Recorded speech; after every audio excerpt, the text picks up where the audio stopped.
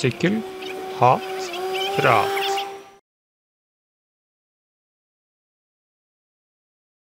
Følg nu bare reglerne. Hold tilbage for rødt lys. Få mobilen i lommen. Eller hold ind til side og tjek sin sms. Og så bare følg reglerne. Altså, så er chancen for, at alle kommer sikkert hjem noget større.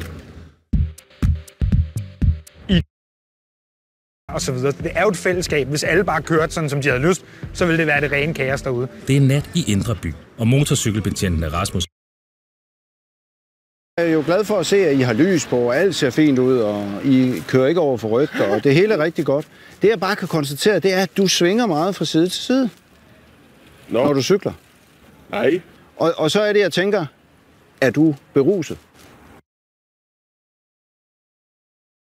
En lille smule gangbesvær, og lige pludselig så kommer der en cykel med 25 km/t høvlende bagfra. Så bliver man hamrende utryg og bange for at blive ramt. Det er noget med lige at have noget etik og moral i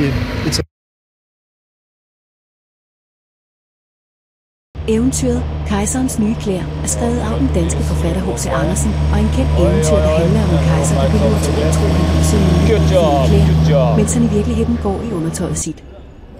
Næsten lige der sker i fjerlæbernes hovedstad, den lille gramme Oslo deroppe i Norge.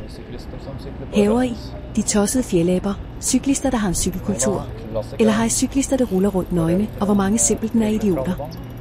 Nå. Prøv lige at se en gang til. Prøv lige at se en gang til for fanden, mand. Cameloso i nøgne motherfuckers.